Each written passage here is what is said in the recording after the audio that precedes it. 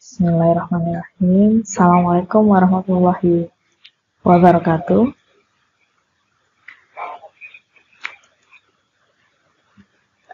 Oke, hari ini saya akan melanjutkan pembahasan materi kita.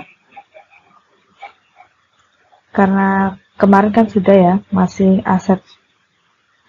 di kelompok aset. Ya, kemarin sudah kita bahas tentang piutang dan persediaan. Kini saya lanjut untuk pembahasan materi akuntansi aset tetap berwujud. Karena aset tetap itu ada dua, tangible asset dan intangible asset.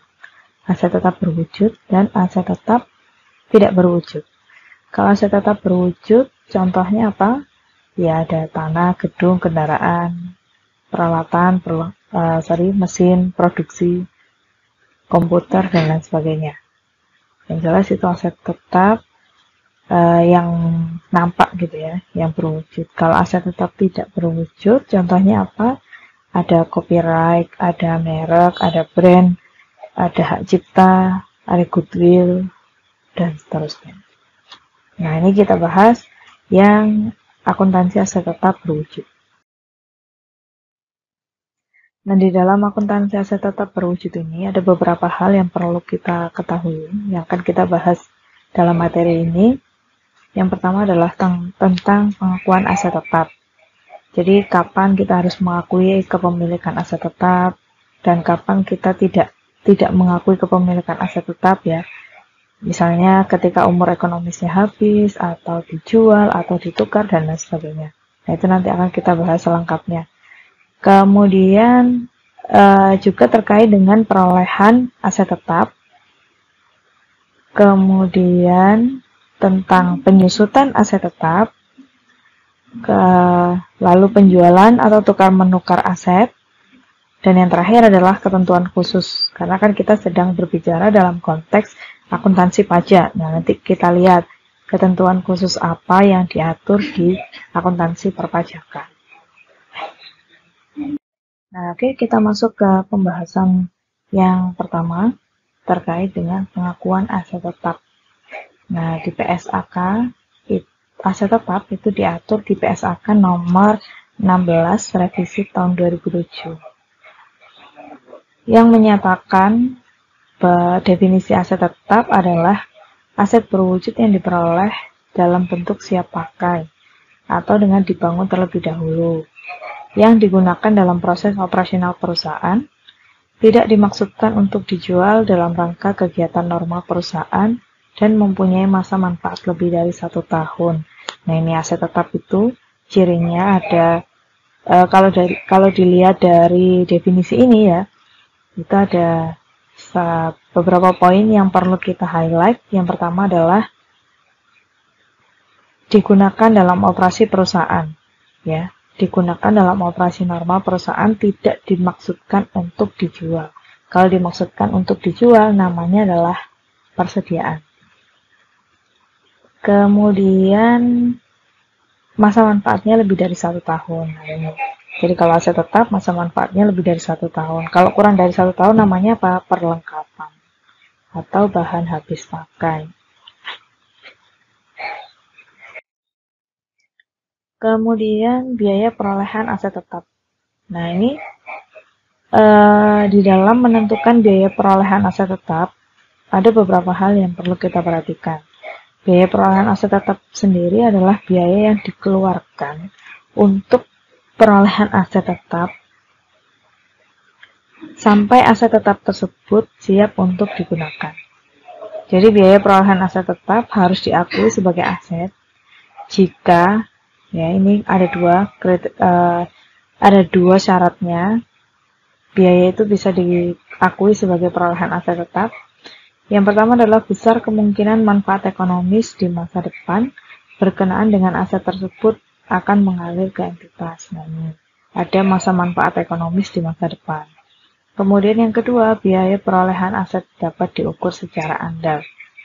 Biaya aset seperti yang sudah saya singgung tadi ya, biaya perolehan itu adalah jumlah kas atau setara kas yang dibayarkan atau nilai wajar dari imbalan lain yang diserahkan untuk memperoleh suatu aset pada saat perolehan atau pada saat membangun konstruksi. Nah, jadi jumlah itu adalah biaya yang dikeluarkan oleh perusahaan sampai aset tersebut bisa digunakan atau bisa diperolehi manfaatnya. Jadi kalau misalnya beli mesin, biaya perolehannya berapa? Yang termasuk biaya perolehan apa saja? Harga barangnya, mesinnya, kemudian biaya angkutnya, terus biaya masangnya, biaya uji coba sampai mesin tersebut bisa digunakan dalam operasional normal perusahaan. Nah, itu cara melihat atau cara mengetahui jumlah biaya perolehan. Kita tidak boleh salah dalam menentukan biaya perolehan, karena apa?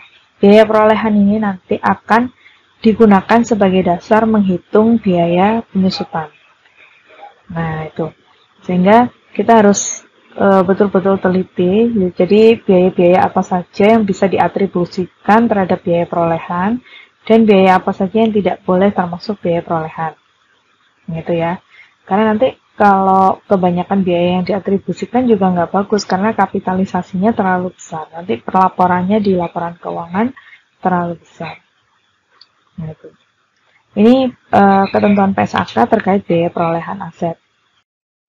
Nah, sekarang kita lihat nih ya, ini dijelaskan lebih lanjut di PSAK 16 nomor 16 revisi 2007. Nah, ini biaya apa saja yang boleh dikategorikan atau boleh dimasukkan ke ke harga perolehan. Yang pertama adalah harga perolehan atau harga barangnya. Kemudian biaya-biaya yang dapat diatribusikan secara langsung. Contohnya biaya import, PPN, dan biaya lain, biaya ongkir yang sudah saya jelaskan tadi. Atau mungkin ada potongan pembelian, nah itu dikurangkan juga di harga perolehan. Kemudian yang kedua adalah biaya-biaya yang dapat, Yang ketiga, estimasi awal biaya pembongkaran dan pemindahan aset tetap dan restorasi lokasi aset.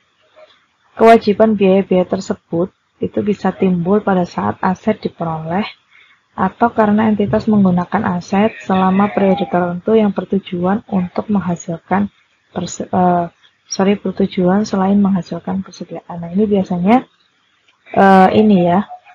kayak misalnya beli tanah gitu ya, tapi tanahnya berupa kebun. Nah, itu kan belum bisa langsung digunakan. Nah, maka harus ada biaya restorasi kayak pembersihan kebun, kemudian kebunnya itu harus diuruk dan lain sebagainya. Nah, itu juga termasuk bisa diatribusikan ke dalam biaya perolehan aset. Nah, ini perolehan aset tetap. Di dalam perolehan aset tetap nanti caranya tuh macam-macam ya. Bisa diperoleh secara gabungan, bisa diperoleh secara tukar menukar aset ataupun hibah. Nah, ini nanti akan kita bahas satu persatu terkait dengan perolehan aset tetap. Nah, ini yang pertama adalah perolehan aset tetap dengan cara lamsam atau gabungan. Nah, ini seringkali terjadi ya, lazim terjadi apabila aset diperoleh secara gabungan, maka harga perolehan masing-masing aset harus tetap ditentukan dengan mengalokasikan harga gabungan berdasarkan perbandingan nilai wajar masing-masing aset yang bersangkutan. Jadi misalnya perusahaan nih beli asetnya secara gabungan, tapi dibukukannya itu tetap harus satu persatu. Apalagi kalau jenis asetnya atau pengelompokan asetnya itu beda. Kayak contohnya ini, perolehan bangunan termasuk tanah. Kebalik ya. Perolehan tanah termasuk bangunan seharga 300 juta. Nah, ini kan kalau tanah nggak disusutkan, kalau bangunan disusutkan. Nah, kalau kita jurnalnya langsung 300 juta, nah itu nanti akan salah ya, keliru ya. Akhirnya, karena harga perolehan itu menjadi dasar menghitung penyusutan. Jadi nggak boleh salah. Makanya harus kita identifikasi, ini sebenarnya tanahnya sendiri berapa, bangunannya sendiri berapa.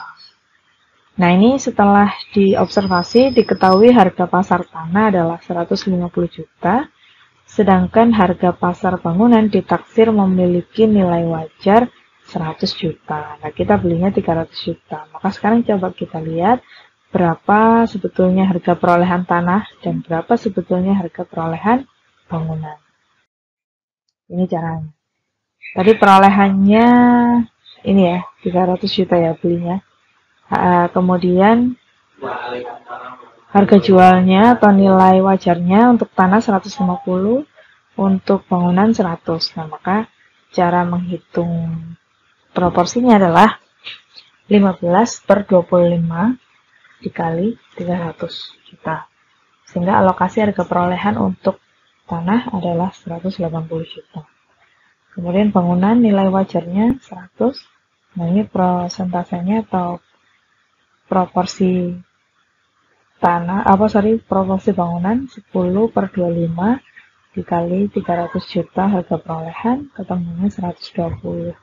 Nah, ini alokasi untuk harga perolehan. Sehingga jurnalnya adalah tanah 180, bangunan 120. Ini kas dan bank yang kita keluarkan untuk membeli aset secara gabungan sebesar 300 juta. Ini 25 ini dapat dari ini ya. Kemudian 15 dapatnya dari sini 150. 10 dapatnya dari sini 100. Nah, ini. Jadi kalau asetnya diperoleh secara gabungan harus dipisah satu-satu. Sama dengan misalnya beli 3 kendaraan gitu ya. Belinya borongan gitu, 3 kendaraan 500 juta. Nah, maka harus dihitung satu persatu berapa. Jurnalnya satu persatu. Nah, ini perolehan aset tetap secara angsuran. Jadi aset tetap bisa juga dibeli secara angsuran. Perlu diperhatikan mengenai kontrak pembeliannya. Contoh, membeli aset tetap berupa mobil. Harga perolehan 120 juta. Dibayar dalam 24 kali angsuran. Angsuran pokoknya 5 juta per bulan dengan bunga 20% per tahun. Sekarang kita lihat jurnalnya gimana. Perhitungan untuk angsuran pertama. Angsuran pokok 5 juta. Bunga 1/12 dikali 20% dikali 120. Ini 1/12 itu maksudnya bunga sebulan. Bunga 1 bulan. 20% bunga per tahun, 120 harga mobilnya. Nah, ketemu bunganya 2 juta. Jumlah pembayaran 7 juta. Nah, ini kemudian untuk angsuran bulan kedua, angsuran pokoknya 5 juta. Bunganya 1/12 kali 20% dikali bukan lagi 20 juta, tetapi 20 juta dikurangi 5 juta. Nah, ini berarti perhitungan bunganya berdasarkan hutang ya, sisa hutang. Ini 120 dikurangi 5 karena kan yang 5 juta ini sudah dibayar di bulan pertama. Sehingga hutangnya bukan lagi 120. Tapi sudah tinggal 115. Ketemu bunganya 1.916. Jumlah pembayaran 6.916. Nah, ini begitu seterusnya. Jadi nanti angsuran ketiga juga harus dikurangi dengan pembayaran di bulan pertama dan kedua. Pokoknya ini dasarnya adalah dari sisa hutang atau hutang yang masih tersisa gitu ya, setelah dikurangi angsuran-angsuran.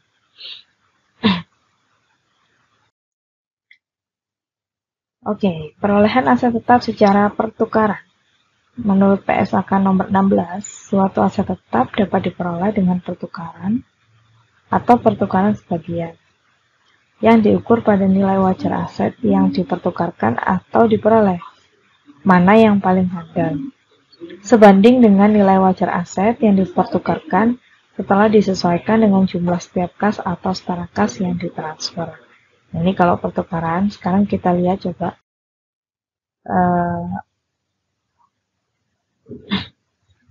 Berikutnya adalah perolehan aset tetap dengan cara membangun sendiri. Ini untuk gedung. Jadi bisa saja perusahaan itu misalnya butuh gudang gitu ya. Itu bisa beli gudang yang udah jadi atau beli tanahnya aja terus bangun sendiri, atau ada tanah perusahaan yang nganggur gitu ya, terus dibangun sendiri berupa gedung atau fasilitas perkantoran lainnya. Dari aspek perpajakan, perolehan aset tetap dengan cara membangun sendiri tersebut sebagai objek yang terutang PPN. PPN membangun sendiri, kan ada ketentuannya. Ya.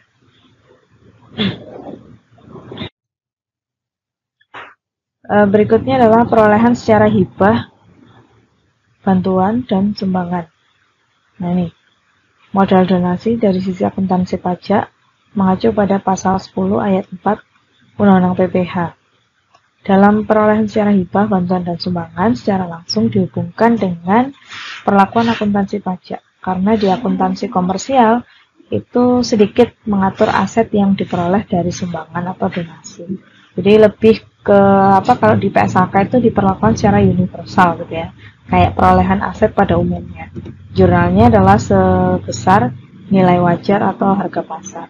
Nah ini kalau di pajak itu ada ketentuan yang lebih rigid di pasal 10 ayat 4 Undang-Undang PPH nomor 36 tahun 2008.